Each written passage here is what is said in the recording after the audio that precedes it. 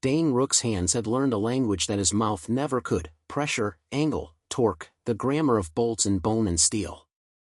At 2 in the morning on County Route 19, where the asphalt smelled like rain even in a drought, his hands were already talking before he said a word.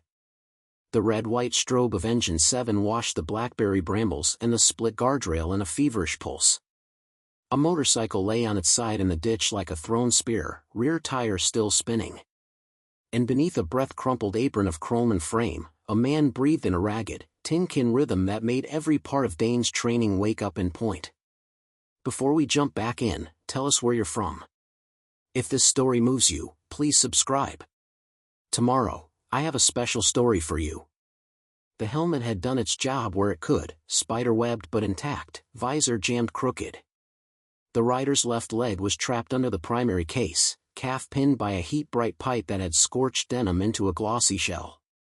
Gasoline ran an inch deep through crushed milkweed and flashing glass, making the ditch into a thin, flammable river that licked at the night. Dane tasted copper and dry battery on the air and knew they had minutes, less in a bad wind. "Rook?" Lieutenant Bain's voice came rough from behind him, saw already winding into the guardrail post. "We stabilize, we cut, we lift. You got lead." Dane nodded, though the lieutenant couldn't see it. Every nod was inward tonight. Stabilize. He wedged cribbing blocks under the bike's heavy angle until the frame stopped its slow grind into the earth. Cut. He reached for the K-12 like it was an extension of his shoulder and not a machine, a trust he only gave to tools and a few people. The saw's blade threw sparks like angry bees as it bit into the pipe pinning the rider's leg. Lift. The best part, when a thing too heavy to dream about shifted because 5 people trusted each other perfectly. "Hey, man." Dane kept his voice soft enough for the helmet's ear hole to catch. "Can you hear me?" A hitch, then a voice, shredded like gravel dragged in a bucket. "I hear you." "Name?" The pause came oddly long, like the question had too many right answers. "Rook." Dane almost laughed at the coincidence and didn't. "Okay, Rook. I'm Dane. We're getting you out of this."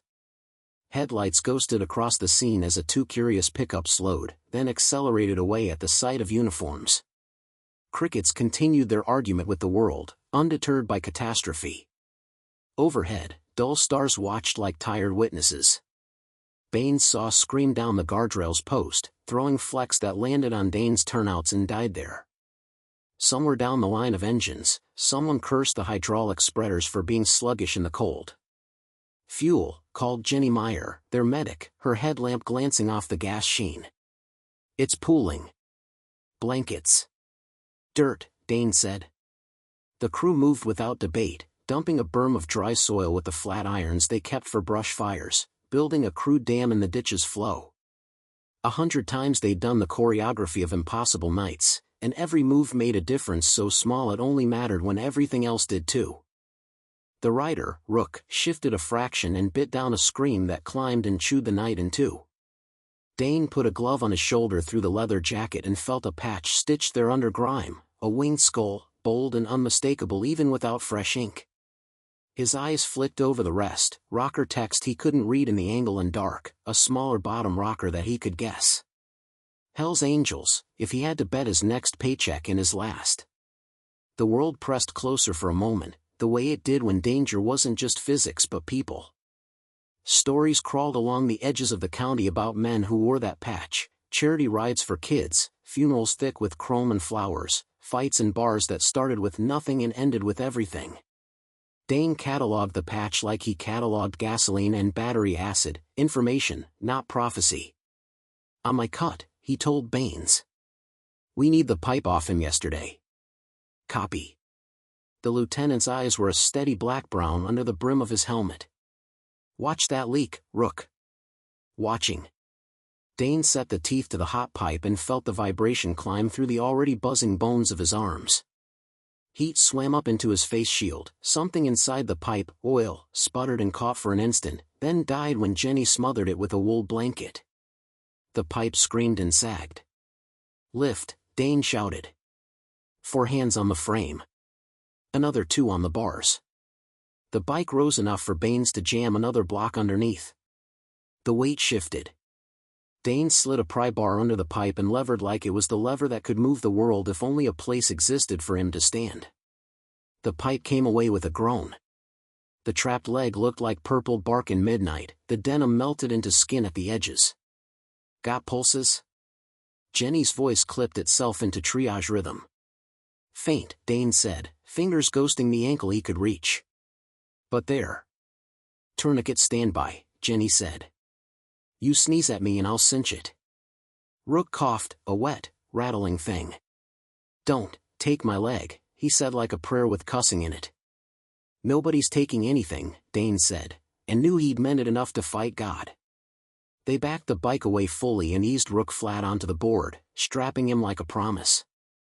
Jenny's hands were everywhere at once, checking pupils, tracking breaths, whispering numbers to herself that only made sense in the way that told life from whatever wasn't life anymore. Sirens approached from the north, their pitch in the night like a question that wouldn't be denied. The highway patrol finally closed the road, shapes and hats stood in the strobe and wrote on pads. Engine 7, status, the radio asked in its bored, crucial voice. Victim extricated, Baines said, because that was how you said a man had been pulled out of a machine that almost ate him. Severe lower extremity trauma. Transporting. Rook's hand twitched and clamped on Dane's coat. The grip was surprisingly strong, surprisingly personal. His visor wobbled, catching a sliver of Dane's face. Don't let them cut, he said again, eyes wild. Dane leaned low so the words landed inches away instead of traveling. Not on my watch. You made it out. Let us do our job. The hand loosened. The medic unit doors banged shut with their hollow oven sound and swallowed what was left of Rook's voice. The rig pulled away in a smell of diesel and something sweet from the medical bags, taillights sliding red across the blackberry bramble that had seen it all and would keep growing without opinion. The ditch settled into the soft crackle of cooling metal and returning crickets. Baines clapped Dane's shoulder hard enough to sting through layers. Nice work, he said. The compliment carried a small stone, approval always did when you were still earning it every third call. You all right? Dane nodded. He wasn't, the way you're not after any scene that scrapes your training down to nerve, but he would be. On the ride back, he sat in the jump seat and watched the road like a film he'd already seen, the quick white lines, the quiet farmhouses, the lone porch light where a man smoked and pretended he wasn't watching the world pass in red lights. At Station 3, the bay doors yawned open as if the building had been holding its breath. The engine rolled in, brakes exhaling, heat feathering off its flanks. Inside, the air knew exactly where the coffee had been made and who burned it.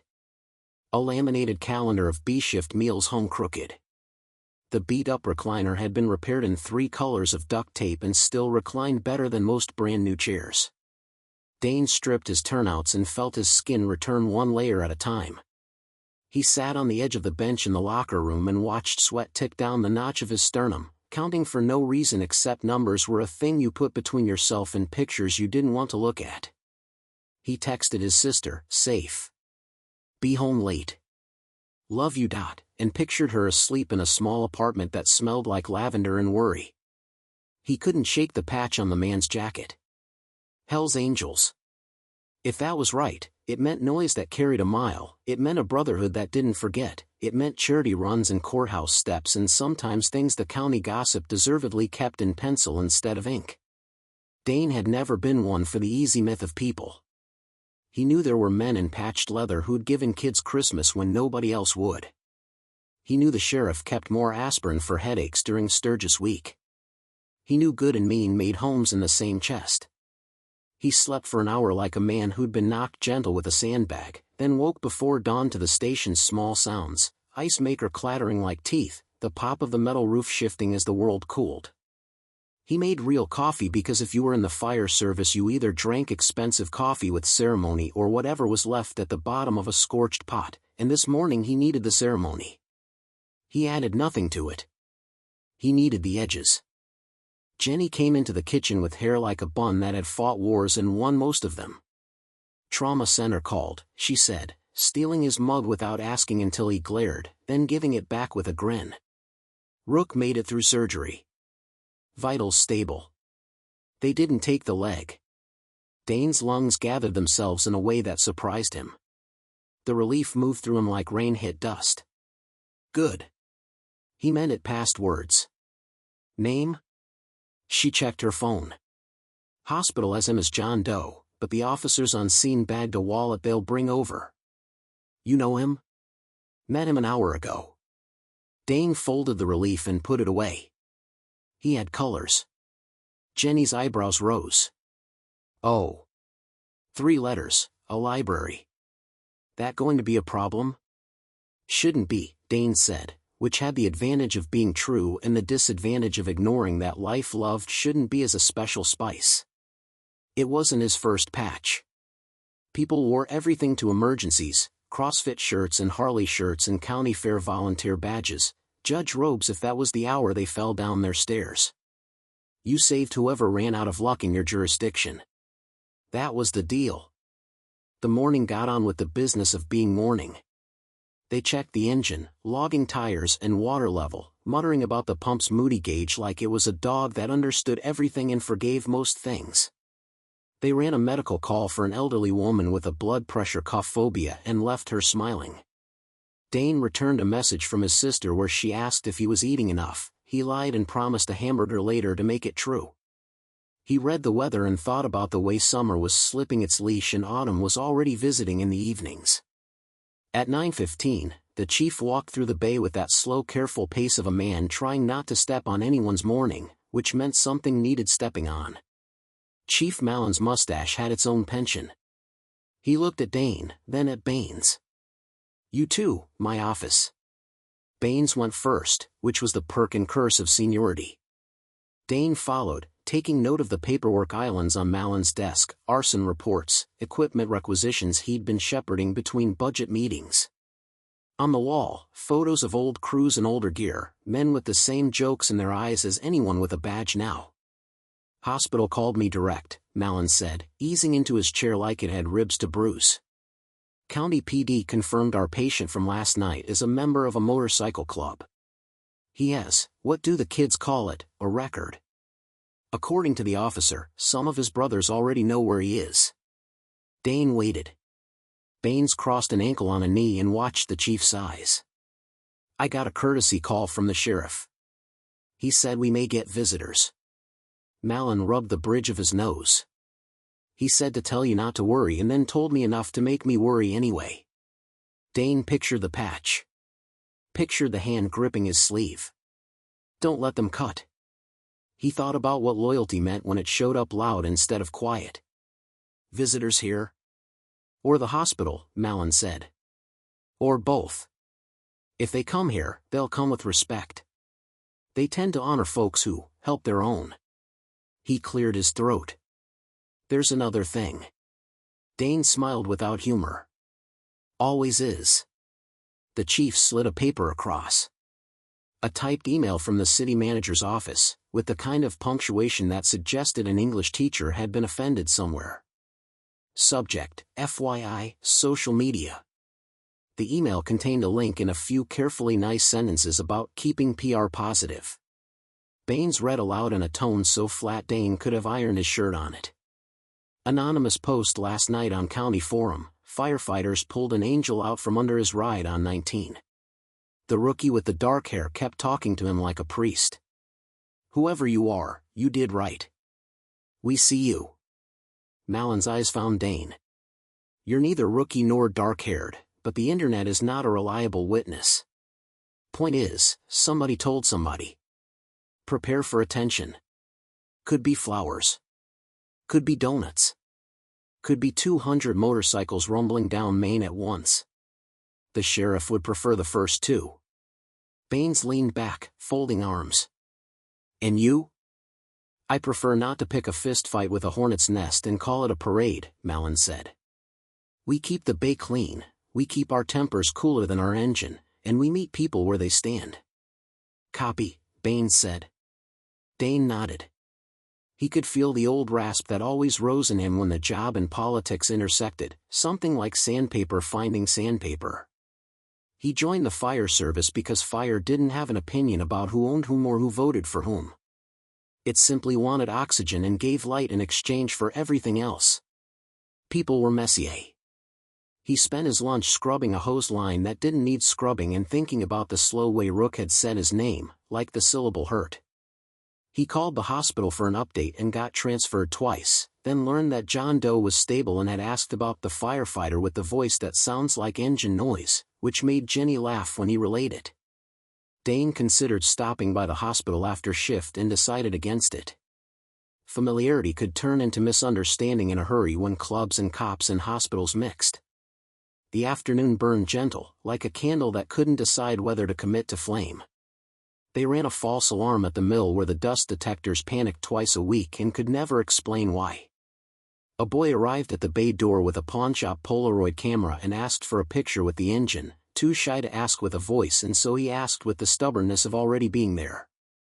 Dane let him pull the air horn and their laughter bounced around the bay like a good ghost. Sun set with a fresh peach smear over the water tower. Between calls, Dane found himself on the back step with Jenny, letting the cool air cut the grease of the day. She bumped his shoulder with hers. "You okay?" she asked. "I keep hearing him," Dane said. That request. Like the words hit something old in me. "Don't let them cut," Jenny repeated softly. Sometimes the first thing people say in a scene like that is their truth, not minutes' truth, but years' truth. You might have been hearing more than his leg. Dane watched a swirl of moths try to make love to the bay light.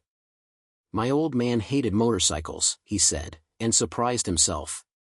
He didn't talk about his father unless he was trying to decide whether to forgive things or throw them down a well. Said people on them were going to get what they were looking for. I always thought that sounded like someone bragging with their fear. Jenny nodded. My dad said people who called for ambulances were weak. Then he called one for himself and died on the way. I don't take philosophy from dying men anymore. Dane smiled into the dark, grateful. We should write that on the wall. They were called out at 10 for a chimney fire that turned into a living room fire when someone decided to fight it with a bucket of water and physics threw up its hands. Dane ran the nozzle, watching flame behave like a very smart animal that wanted to live in wood. He pushed it out of its house with water and patterns and patience. After, they sat on the curb with sooty faces and accepted the homeowner's holy offering of smushed cookies like communion.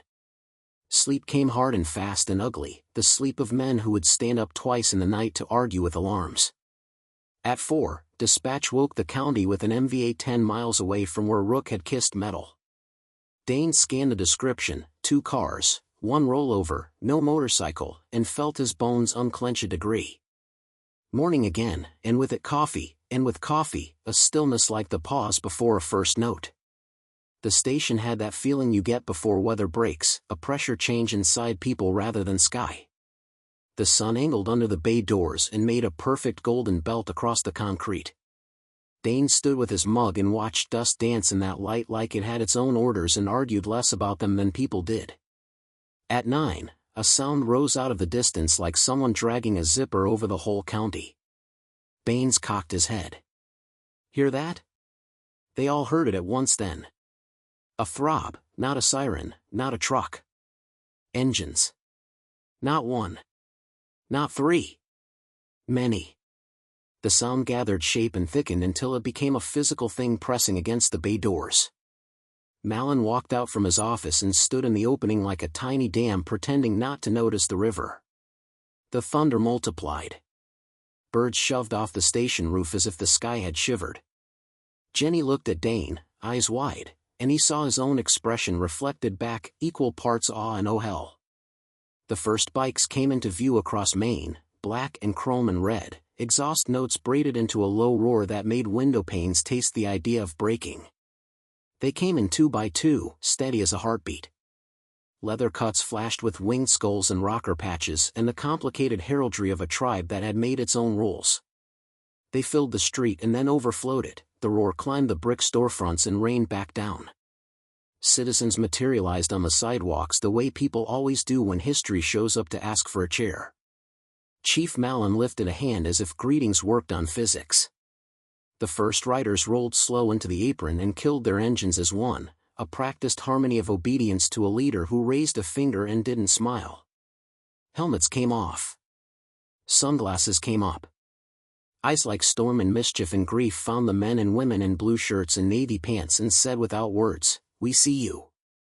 The crowd kept coming, the line stretching back like a parade that hadn't decided if it was a parade yet. Dane counted in a dumb whisper until counting stopped being a way to understand a thing and became its own stunned prayer. 50. 100. 150. The thrum didn't decrease, it grew. And then the last bend in the road belched another column of bikes and flags, and the station's air changed to something you could set your shoulder against. Baines breathed, "Mother of," and left the word where it wouldn't make more trouble. A rider cut his engine right in front of Dane and pulled off his helmet.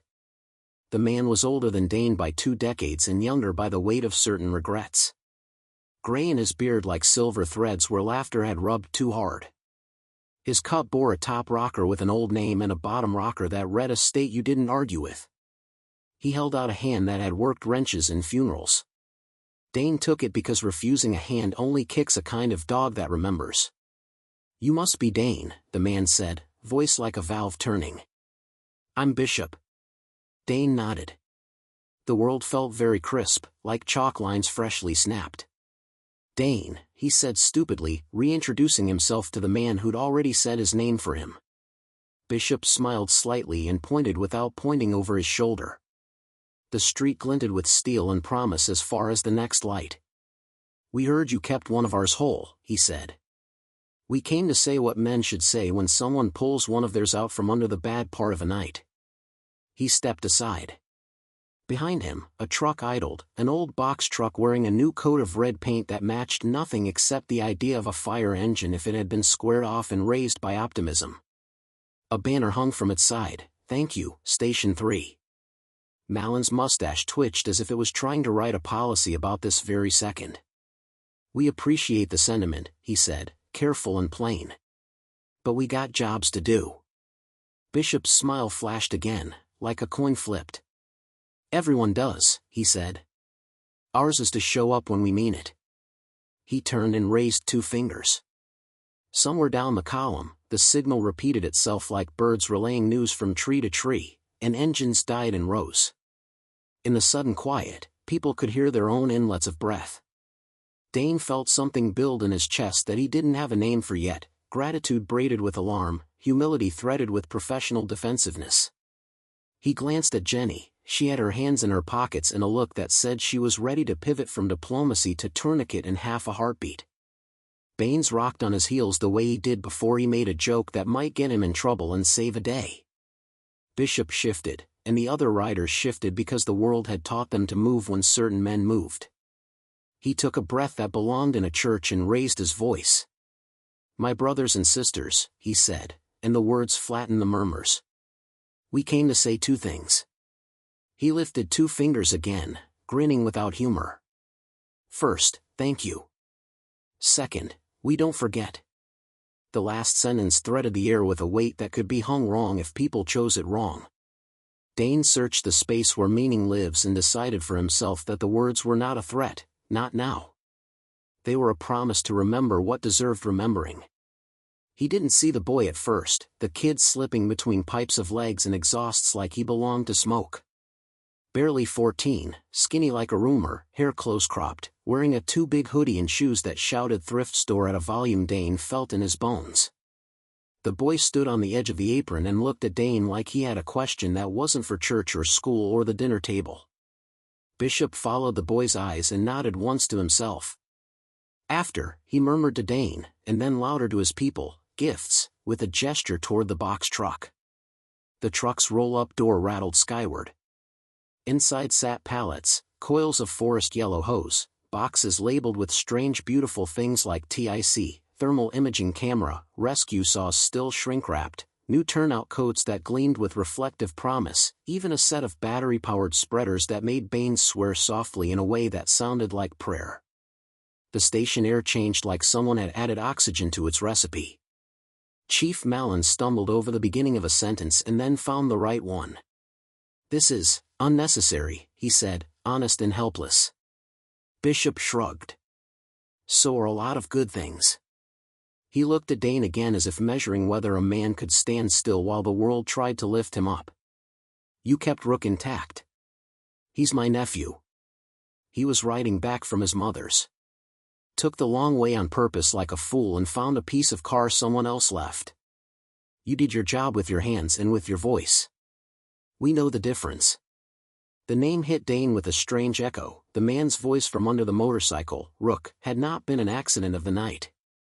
It was a whole person standing in front of him in relational geometry: nephew, brother, son, troublemaker, miracle. "Thank you," Dane said, and knew how inadequate it sounded, a teaspoon offered to a rising river.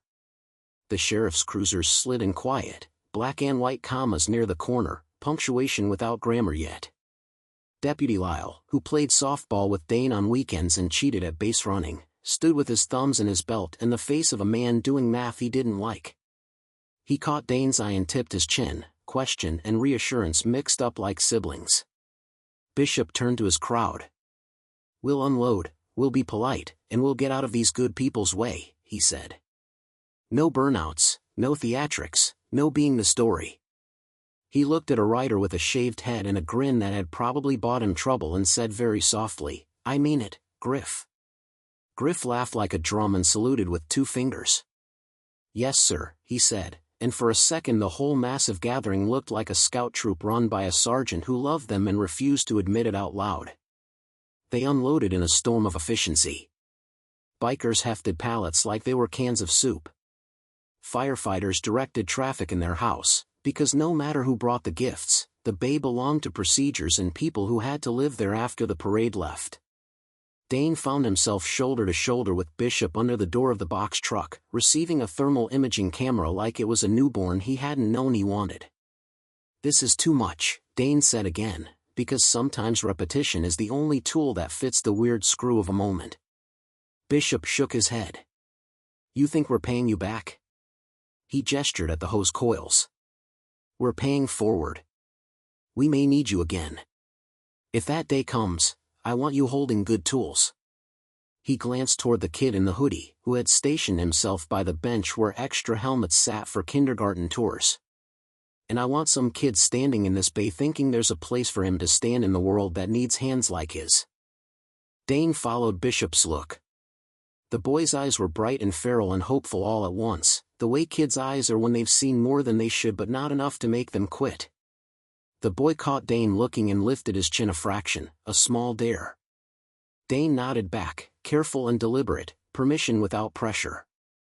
From the far end of the bay, Jenny called, "Hey, camera," and grinned, pointing at a TV news van that had sprouted like an apologetic mushroom near the curb. The reporter held a mic like a fragile torch and looked at the scene like it was the best thing that had happened to her job this month. Mallon moved toward her as if pulled by a magnet labeled Commander in front of cameras. Dane felt the moment tip. Attention is a tide that takes everything with it if you don't pick your rocks. He stepped back, letting Chief and Baines and the county's public information officer do the talk piece. Bishop watched him not step forward the way men notice other men's favorite exits. "You don't like the camera?" he asked, amused, no malice in it. Dane considered saying something cool and instead told the truth. "I like the work." "Cameras aren't work." Bishop's eyes pleased themselves with that answer. "Good," he said. "Then maybe you'll do something harder." The sentence barely had time to throw a shadow before the box truck's engine hiccuped and coughed into silence. It had been idling warm, now it sounded like a bad decision. A biker in a ragged black cap banged the fender with the palm heel of his hand in a ritual that had cured 100 small ills and exactly 0 major ones. He popped the hood and swore in a way that notified both gods and mechanics. "Alternator?" Baines guessed, already moving like a man who'd diagnosed 1,000 shutters. "Start a relay," Dane said, listening to the way the failure sounded like an argument you could win with patience rather than force. Bishop frowned toward the truck and then toward the horizon, the way a man does who likes plans that end when he says so. "We got a meeting downstate," he said. "We need that rig." Dane had a toolkit in his locker because he liked to understand the machines that kept him alive. He looked at Malin, who nodded once with the resigned air of a commander choosing between bad options and good people. "Go on," the chief said. "If it involves electricity, do not burn my house down." Dane grinned without intention and felt some old part of himself stretch like a cat. He crouched under the open hood with the biker in the cap, Griff, and traced wires with gloved fingers, making the slow map of someone else's decisions. The relay looked tired the way old soldiers do, functional right up until they're not. He pulled the cover, checked contacts, and saw the green-white fuzz of corrosion looking back like a bad tooth. "Got emery cloth?" he asked. Griff produced sandpaper from a place that made Dane not inquire further. He cleaned metal until it shone like it remembered glory. He tightened connections with the small crescent wrench he'd stolen accidentally from his first station and never returned out of spite and habit. He tapped the relay with the wrench's handle, a small percussive prayer. "Try her," he said. Griff climbed in and turned the key with the reverence of a man asking a favor from a stubborn saint. The starter answered. The engine caught and held like a handshake that meant it. Men cheered. Someone wolf whistled. The boy in the hoodie lifted both hands without knowing he'd done it and then looked around to see if raising joy was allowed. Bishop looked at Dane hard and then laughed once, a sound that felt like a road opening. "You're in the right line of work," he said. "You fix what looks like it wants to stay broken." Before Dane could answer, the sheriff's radio crackled across the bay, impatient with the concept of ceremony. Deputy Lyle pressed a hand to his earpiece and frowned. He approached Malin quick, murmured out of the side of his mouth. Malin's face went to stone. "Problem?" Bishop asked, instincts having their own ears. Malin's jaw clicked once. He raised his voice so only Bishop and Dane and the first ring of riders heard. "There's been a call," he said. "Anonymous. Says a rival crew heard about this gathering." His eyes swept the street choked with chrome and brotherhood. "Says they might want to make a point." The air snapped into a different geometry, sharp edges appearing where there had been curves. A herd animal turning, the sense that many could become dangerous if made to choose. Bishop's face did not change, which is how you tell people who have practiced leadership in windstorms. "How long?" he asked. 15 minutes. "Less if they're stupid," Lyle said. Bishop didn't look around. He didn't need to. He lifted his chin a fraction. The motion rippled down the ranks like a flag deciding to be wind. Engines began to start, not with the celebratory brap of men peacocking, but with a disciplined, low renewal of sound, a choir clearing throats before the serious song. He faced Dane. For a microsecond, the entire county seemed to balance on the fulcrum of one glance. "We came to honor, not to fight," Bishop said, voice low. "But there's no virtue in letting a bad script write you." He nodded at the boy in the hoodie, now staring with wild animal eyes toward the corner where the street opened like a throat. "There's a kid watching. I don't want him to learn the wrong thing today." Dane's heart beat so hard he felt his shirt as a barrier. He looked from Bishop to Malin to Lyle, to Jenny standing with a trauma bag she had not picked up consciously, to Baines rolling his shoulder like an old boxer finding a sweet ache. He thought about fire and oxygen and how sometimes the best thing you can do for a flame is starve it even if some part of you loves the heat. Dane stepped forward, into a space the moment made for him, and found words from a place he didn't know he kept them. "Then let's make the next move," he said. "We've got rigs. We've got hoses. We've got a bay full of men who know how to turn chaos into order. If trouble's coming, it can find us standing like we already decided what kind of men we are." In the distance, a new note braided into the already thick cord of engines, a harsher sound, unpracticed, eager without discipline, like a promise written by someone who didn't understand the cost of ink. The kid in the hoodie took one involuntary step toward the noise, as if you walk at things you don't understand to prove to yourself you're not afraid. Dane saw it, and the shape of the boy's life bent in his imagination toward a cliff he refused to let anyone fall from without a fight. The first of the rival bikes rounded the far corner 3 blocks away, and the city's morning held its breath hard enough to hurt. And then. This story took us a long time. If you like it, subscribe. Now, back to the story. And then. Sound bent the morning into a blade. The rival bikes howled around the corner, ragged as a pack of dogs that had taught each other only the bad tricks. Where Bishop's column had arrived in cadence, these came in clumps, chrome with anger jammed between the pieces. 3 abreast. 4 behind. Faces hard with the thrill of being late and wanting to catch up by scaring the room. The boy in the hoodie took another half step toward the street. Dane's hand rose without thought, a stop sign made of palm and purpose. The kid froze, eyes wired to the approaching noise, as if trying to learn a language from volume alone. Bishop didn't move more than a tilt of chin. Engines on his side rolled to life, not to shout, but to be ready. Deputy Lyle's fingers tapped a silent code on his holster. Chief Mallon drew in a breath that made his mustache lift. "Hold," Bishop murmured, and the command rippled down his line. No kickstands. No posturing. Just engines idling like hearts that chose rhythm over spike. Dane felt the firehouse under his feet like a living thing. Concrete slabs they'd washed 1,000 times. The smell of diesel ghosts and lemon cleaner. The bay doors like eyelids refusing to blink. He moved 3 steps, placing himself between the boy and the street where the first rival bike surged a fraction too fast, a fraction too hungry.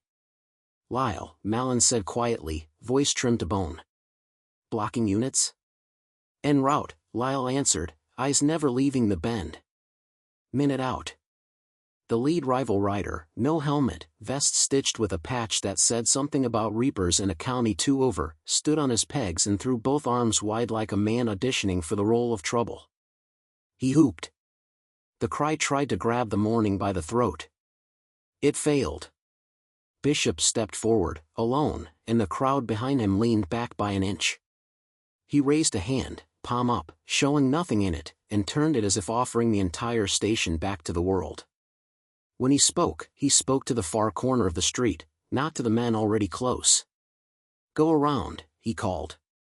"Not your stage." The lead rider laughed and revved. Behind him, a few followed with nervous, echoing throttle pops, young men in old plays. Dane could feel the pull in the air. This is how fires start, he thought. A spark lands where the kindling is stacked careless. He set his voice low and aimed it at the boy. "What's your name?" A blink, as if he'd been woken. "K." He said it like the letter K fallen out of a longer word. "K, I'm Dane," he said. "Stand with me. Feet here." He tapped the paint line that separated the bay from the apron. A rule line. A ritual line. K's sneaker toes slid back until rubber kissed paint. The Reapers hit the apron edge and split like river water around a rock. Sheriff units slid in from the cross street, light bars spilling color without sirens, cars angled to shape the road. Lyle took 3 steps into the gap, palm open, other hand nowhere near the steel at his side. "City event," he said, voice easy as lemonade. "Plenty of street to show off somewhere else." For a second, for 5, it balanced. The Reaper at the front grinned too wide, like a man who liked coin flips because he'd never truly lost one. His eyes hopped from Bishop to Mallon to Lyle to the packed bay, the pallets of gear, the firefighters, the boy, and then snagged on Dane. He saw a firefighter square up without puffing up, the way men do when they've spent years watching flame try to talk them into bad decisions. "Hero Day," the Reaper shouted, cupping a hand to his mouth with mock solemnity. "Is this bake sale hour for the hose pullers?" "You're late for jokes," Bishop replied, even, unamused. "We already laughed this morning." 2 Reapers in the second row grinned and bounced their forks. Their engines burped. One of Bishop's men, Griff, rolled his shoulders like a bull deciding against the fence. The station air tightened another notch. "Dane," Mallon said softly. "A hose." Dane moved. Not a sprint. A decision. He grabbed a pre-connected line and flaked it onto the apron. Baines mirrored him on a second line. Jenny lifted the hydrant wrench and set it on the sidewalk like a chess piece moved where it could be seen. They didn't point the nozzles. They didn't shout. They put water in the conversation without spraying it, presence, not threat. The Reaper up front smirked. Gonna get us wet. If I have to choose between washing the street and washing blood out of this bay, I know which job rinses cleaner, Dane said, level. He didn't know until later that someone captured the sentence on a phone and that it would become the words everyone quoted back to him for months. He only knew it landed. Faces shifted. Laughter softened. Even the Reaper in front tilted his head a fraction, the way men do when an unexpected line buys the room another 10 seconds of patience. A woman's voice cut from the sidewalk. Sharp. Ordinary. Take it somewhere else. She wore a grocery apron and held a bag of oranges like a weapon. My kid's inside looking at the engines. She pointed at Kay without knowing his name and made him suddenly belong to the town. Bishop turned his head an inch toward the voice and lifted 2 fingers.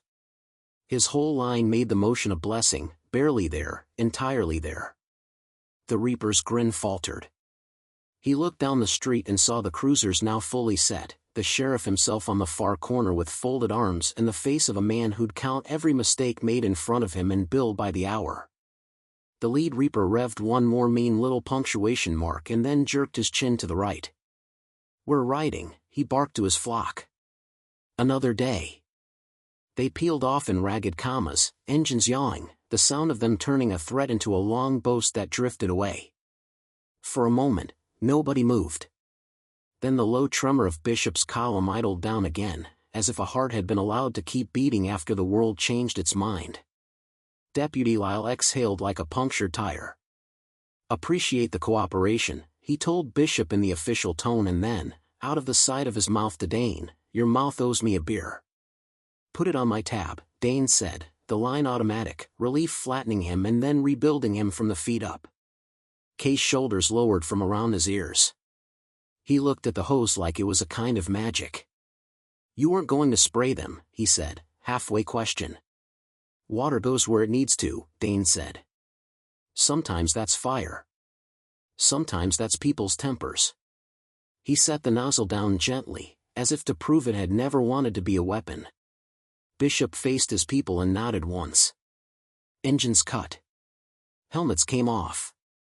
The hush felt earned. Back to it, he said. We got thanks to say. They finished unloading. The TICs stacked in their boxes looked like Christmas to a house that had used one camera for 3 engines for too long.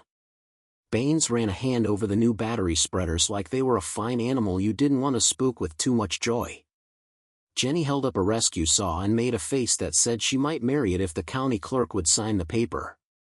Chief Mallon spoke to the TV camera, eyebrows attempting to lay down ground rules for words that wanted to sprint. He thanked the community, thanked the visitors, thanked the sheriff. He did not say club names. He did not say rival names. He said, neighbors, and let the word wear a patch that meant whoever was willing to be one. When the microphone swung at Bishop, he didn't perform. Men and women kept one of ours whole, he said, voice for once not made to carry. We brought them tools to keep others whole. That's the math. He stepped away and left the reporter blinking into a silence that didn't need filling. The boy, Kay, hovered near the helmets again. Dane approached him and squatted until they were eye level. You like engines? Kay nodded, swallowed. They're loud. He smiled, a quick flash. And they do what you tell them. Most days, Dane said. He lifted a spare helmet from the bench and held it out. Want to see the cab? Kay looked to the sidewalk where the woman with oranges, his aunt, his mother, a neighbor, watched with a caution that had never been given to her for free. She nodded once, and Kay took the helmet like a knight taking a sword in a ceremony he hadn't known was scheduled. Bishop drifted nearer like a tide remembering a shore. That your boy? He asked the woman. Neighborhoods, she said. But I try. You keep trying, Bishop said, and it didn't sound like a command. It sounded like agreement. Dane lifted Kay into the passenger seat. The boy ran his fingers along the dashboard with reverence, counting switches softly to himself. You ever take people? He asked. All the time, Dane said. We take them from bad places to better ones. Sometimes that's a hospital.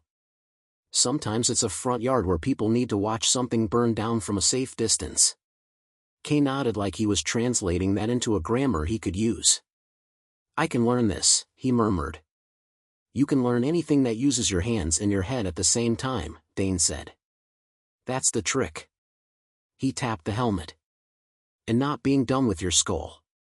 From the street, Bishop made his rounds, hugs that were not performative, handshakes that carried memories of funerals and barbecues and toys runs, a lot of men whose eyes had cried in private shaking off salt like road dust.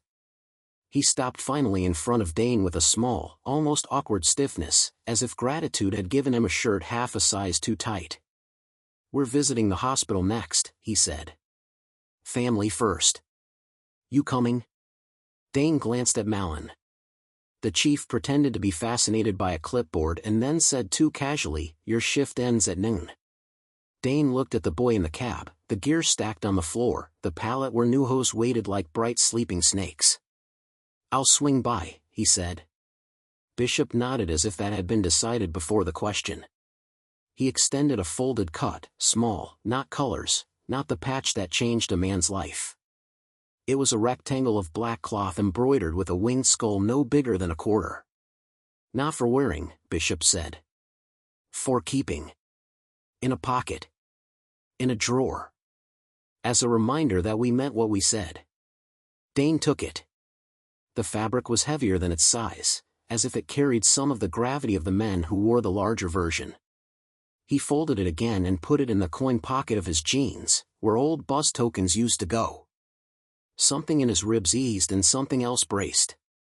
The bikes began to leave in columns, tidy as beads counting themselves. Each rider looked at the bay as they passed, like sailors saluting a lighthouse. By the time the last engine note faded into a low memory, the station felt both bigger and smaller, bigger with gifts, smaller without the temporary thunder that had filled its doorway. Back to work, Malin said, which is what a chief says to keep people from floating away when a morning has turned myth on them. They stowed tools and logged donations and labeled boxes. Paperwork asserted itself like gravity. On his way to the kitchen, Dane passed the whiteboard where public events were scrawled, school tours, hydrant testing, CPR classes, and on impulse he added, Junior Program Info Night, Friday 6 p.m. He didn't clear it with anyone. He knew Malin would pretend to sigh and then stand at the door himself holding the sign-in sheet. At noon Dane clocked out, showered the day from his scalp, put on jeans that smelled like laundry instead of smoke, and drove to the hospital with his windows down. The city's afternoon pressed warm and soft against his forearm. On the radio, someone talked about football in a way that sounded like a sermon without a God. Dane didn't hear a word. He was rehearsing, against his will, what he would say to a man awake on the other end of a night he shouldn't have survived. The trauma unit smelled like antiseptic and hope. A volunteer at the desk gave him the look people give men who present themselves in neutral clothes with eyes still reflecting strobe lights. Family, she asked. Friend, Dane said, and the word surprised him by not lying. Rook, real name on the door now, Rourke Bishop, lay bandaged and pale. One-legged geometry of braces and dressings. His face looked older without the night on it. Bishop, in daylight Bishop, in this room uncle, sat in the chair nearest the bed, hands steepled, the posture of prayer without the theater of it. He looked up as Dane entered and nodded once, something like a smile ghosting his mouth. Rourke's eyes slid open as if they'd been waiting politely for the right footsteps. Hey, he said, voice roughened by a tube that had been gone for hours but left its scratch behind. You brought the voice. Thought I'd return it, Dane said, a grim grin. Rourke's mouth tilted. Did they take it? His gaze darted toward the covered leg and then back, as if looking too long at the question might change the answer. No, Dane said. You keep every inch. They'll rebuild some. You'll cuss a lot. You'll walk. Rourke closed his eyes and breathed like he'd been punched exactly once in exactly the right way. When he opened them, there was water there and zero apology. "Thank you." The words sounded unpaid, and they were. Bishop watched them with a softness that had to live alongside the hardness in him without starting a civil war. "Told him you talked to him the whole time," he said. "Did I?" Dane asked, surprised. "I don't remember words. Just doing." "You said you wouldn't let them cut," Rourke said. "As if you could fight a surgeon." "I've fought worse," Dane said before he could lock it back. It hung there, a small supplied truth. Rourke frowned. "You ever ride?" Dane shook his head. "No. My old man hated bikes. Made a point of hating them. I was too busy hating him back to learn one." Rourke's smile twitched. "Good reason not to, I guess." "Bad reason not to do anything," Dane said. "You learn that eventually." He rested his hand briefly on the rail. "You eel. That's the only job you got." Bishop cleared his throat. "There's another part," he said, apparently to the air, which meant to both of them. He leaned back and considered the ceiling tile like a map. "The young. They watch. When we carry ourselves, we're telling them which doors are open." "You mean Kay," Dane said. Bishop's eyes flicked to him. "You know his name." "It told itself to me in the middle of stupid," Dane said. "Felt important to remember." "His brothers in county," Bishop said. "Not for long, but long enough to teach the wrong lessons if you listen to the wrong men." He sighed, a tired weather front moving through his chest. "You put something on your board." "Junior night," Dane said. "We do it sometimes. We can do it again, better. You send him. Or don't send him. Bring him. He'll come if you walk him to the door." Bishop nodded, once, like an oath to himself. "He'll be there." A nurse entered with the tired cheer of people who save lives without applause. She shooed them with a smile. "Let him rest. Heroes later," she said. "Don't say that word," Dane and Bishop said at exactly the same time, then looked at each other and laughed, because the laugh was the only way to keep the room from filling with the wrong kind of heavy. In the hallway, Bishop put a hand on Dane's shoulder. The weight of it told a story, and the story wasn't threat or debt, it was recognition. "There's something coming," he said, like he was talking about weather again, but different weather than in his chest. "Your speech this morning? The way you stood? Good men watch that too. And bad men resent it."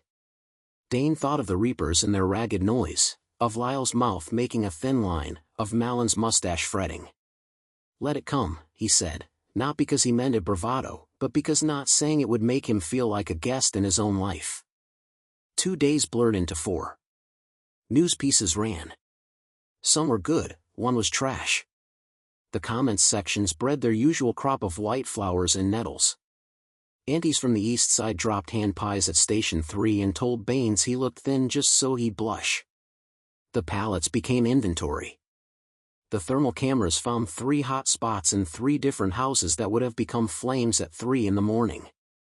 Jenny named the news spreaders Calm and Down, and no one dared to call them anything else. On Friday evening, the bay doors rolled high and Summer walked in, wearing kids and lanky teens and tired parents in curiosity. Junior program info night stayed at the top of the board in big letters. Malin had put out cones like pews. Baines stood by the engine with the patience of a man who knew exactly how many questions a 6-year-old could ask about a siren and loved every single one. Kay arrived in a clean shirt that tried very hard to be brave. The woman with the oranges, today a t-shirt with the high school mascot, walked beside him, a hand on his shoulder that meant guardrail and green light both. 3 steps behind, Bishop paced like a shadow with a heartbeat. He wore no cut, no colors, just a soft denim that told people to mind their business. Men from the neighborhood noticed. Some of them eased, for tonight, at least. Dane broke his demonstration into pieces that hands could hold. How to unroll a hose without tangling the whole future. How to shoulder a coil without turning your body into a question mark. How to open a nozzle to fog, to straight stream, to the something in between where you shape water fierce and gentle at once. Kay's hands learn fast. They copied, then understood, then improved, those small adjustments that say a brain has started to love a thing. It's like music, Kay said, startling himself. Everything is, Dane said, startling himself back. They taught knots until the station sounded like a boat, clips of ropes snapping home, the small satisfaction of learning how something holds because you made it hold. They showed ladder carry. They did not climb the ladder, they would another night, with harnesses and rules. They showed how to listen to a radio, which is how to listen to people when they're far away but still counting on you. Halfway through, a man Dane didn't know drifted near the door and leaned, watching with eyes that had once said yes too quickly. His arms were a library of ink. He had the look of a man whose phone buzzed more than his doorbell. Bishop watched him, measured the color of his attention. The man shifted as if to catch Kay's eye and flicked two fingers. Come see. Dane's voice reached Kay a breath before the man's signal. Stay with me, kid. No bark. No panic. Just rope in a hand reminding a ship of the dock. Kay looked from Dane to the man and chose the man who had offered him a job, learning, to the man offering him a shortcut. Bishop's eyes softened and sharpened all at once, and the man at the door decided to remember a thing he needed to do somewhere else. They wrapped with a small drill, two teams racing to connect, flow, shut down, drain, and stow. Kay's team finished behind by a heartbeat and hooped like winners anyway because losing by a breath felt closer than standing on the curb not trying. Bishop clapped once, loud enough to get a room's attention and gentle enough not to scare anyone. Food's outside, he said. We brought too much. The box truck had not come, all the gifts had already been delivered. Instead, pickups pooled like a small lake out front. Men whose clothes made neighbors nervous carried crockpots like relics. Women whose eyes made sheriffs' wives relax set out foil pans with names written in permanent marker. The picnic smelled like peppers and meat in 1,000 family kitchens. Kay ate like a boy taught to pretend he wasn't hungry and finally allowed not to pretend. Rourke came on crutches. The hospital had hated releasing him. He hated it less. His leg, braced but whole, announced itself a second before he did. Station 3 parted like a tide and then returned around him. Men do this for other men who have been put under a machine and come back out, some instinct older than departments. He hugged Dane with care and said simply, still mine, and tapped his thigh like a friend you forgive even when you shouldn't. This is Kay, Dane said, as if the introductions were his to make. He's learning how to make water stand up and behave. Rourke bowed slightly because the crutches allowed only the humility and not the flourish. Teach me when I'm off these, he said. Kay laughed, and the laugh didn't have any of the earlier wires in it. It sounded like a night a long time from now when the world would open and not immediately slam. Lights from a distance moved with courtroom slowness. Mallon's radio chirped low. He stepped away to hear it better. When he came back, his face had the look it wore when fate wanted to test the system they had built with their hands. He caught Dane's eye, twitched his head toward the office. Town meeting, he said once they were inside, door half shut. City manager wants us at the council Monday. Agenda item 23. Appropriateness of accepting donations from certain groups. He didn't say the words like a man who'd chosen the fight. He said them like a man who'd walked into a bar where someone else had already chucked the first bottle. Dane blew air out his nose. We used their tools today. They saved us time. They'll save lives. I know, Mallon said. But some folks see patches before they see people. And some folks see votes before they see either. He rubbed his eyebrows as if erasing a line. We show up. We say what we can live with. Monday arrived dressed in a suit that smelled like old wood and fresh microphones. The council chamber felt smaller than the mornings when Dane had been there as a kid to watch his sister get a library essay ribbon. People filled every chair, leaned in the doorways, stood under the portraits of mayors who had loved their hair. Reporters tuned their equipment with the solemn scrunch of cheap Velcro. The meeting chewed through sewer bids and zoning disputes. Then the mayor cleared his throat. Item 23, he said. Fire department donations. He looked at Malin with a politeness he'd practiced on donors. Malin stepped to the podium. He did not bring a speech. He brought the memory of a ditch that had tried to be a grave and failed. "We accept help that helps us help you," he said. "We'll take grant money. We'll take bake sales. We'll take kids bringing cookies they made themselves, and we'll take equipment paid for by men who saw a firefighter do his job to save a man they loved." He looked at the council, then at the room, then at the council again. "We will not take orders from anyone who tells us to choose our neighbors." A murmur. Hands folded. Faces set to consent or objection mode.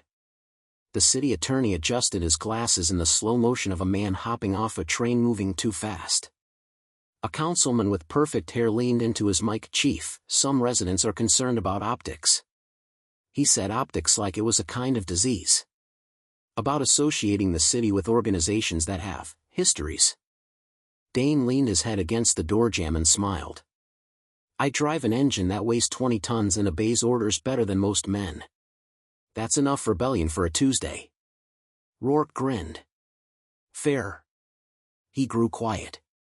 "Uncle Bishop says I get to stand up at church next week and say thank you into a microphone." "You'll hate it and do fine," Dane said. Rourke nodded. "I wanted to do it here first." He folded his hands like a man who has to hold the words he's afraid of dropping. "Thank you," he said to the concrete, the door, the air, and then finally to Dane's face. "You keep saying it," Dane replied. "I keep not knowing where to put it. Let's just keep paying it forward until we're even and then forget to stop." Rourke laughed. "Deal." The next big call came at 3 in the morning. Fire in a row of garages behind an apartment strip, wind already licking at the eaves. Stations 1 and 4 rolled, 3 rolled, cops rolled, neighbors in bathrobes rolled between questions and prayers. Dane rode the nozzle hard, shouldered through black heat, heard Jenny's voice through the hiss, heard Bain's language turn to clipped equations. They pushed the fire back into its corner and held it like a dog with bad ideas until it had none left. After, soot still painting their necks, they found the source, a worn extension cord, for space heaters, one old outlet, the American ceremony of wanting warmth faster than wires can forgive. The resident cried and hugged them hard enough to re-break ribs that had not been broken and was gently redirected by Jenny to hugging a blanket instead.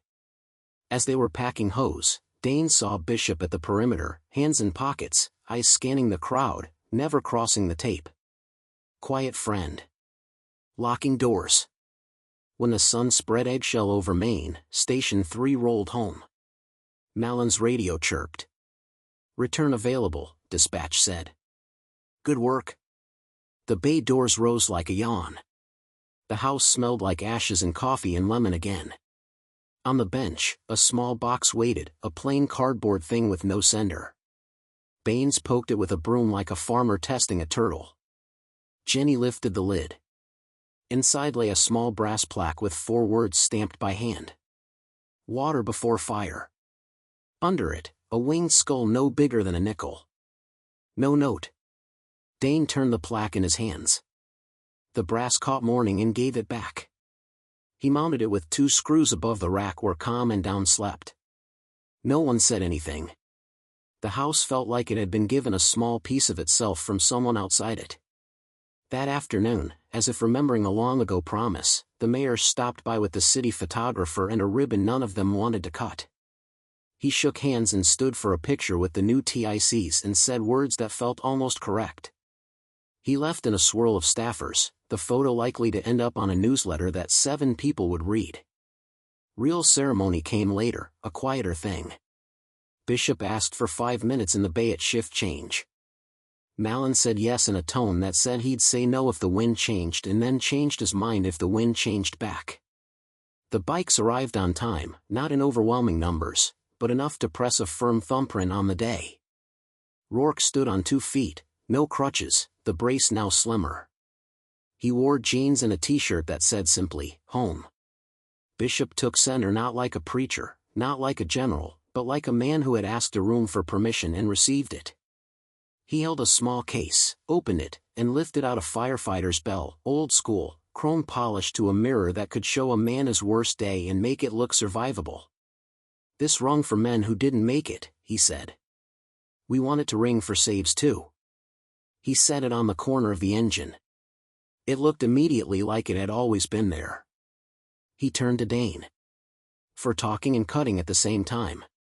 For standing up when noise wanted you to sit down.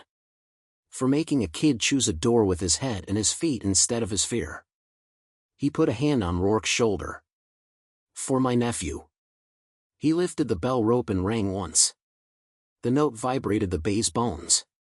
It ran up the steel columns and into the roof and then out into the sky, and the sky, this once, seemed to echo. A phone rang. Not Bishop's. Not Mallon's. Not the station's. Deputy Lyle's. He frowned as he answered. His voice dropped. His eyes went police flat, a thing that held sheens most people don't like to see in friends. He looked up at Dane, at Mallon, at Bishop. "Shots fired," he said. "South Mill." The bay shifted in a single wave. Engines came alive like beasts waking into purpose. Riders swung legs without drama. Lyle was already running. Mallon's fingers stabbed the air, assignments, routes. Jenny had the med bag before the second bell hit the concrete.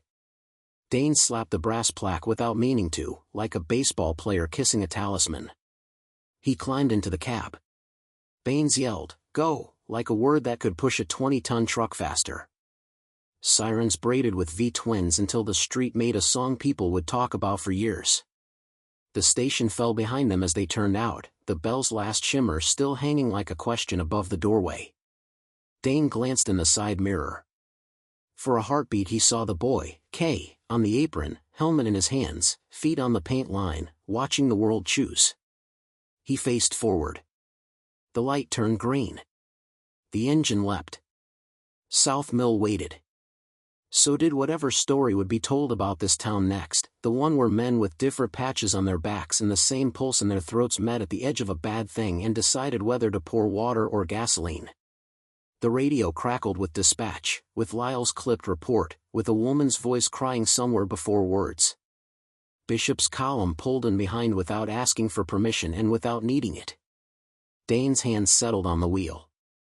On the door, the new plaque of a bell glinted once more in his mind. Water before fire, he thought.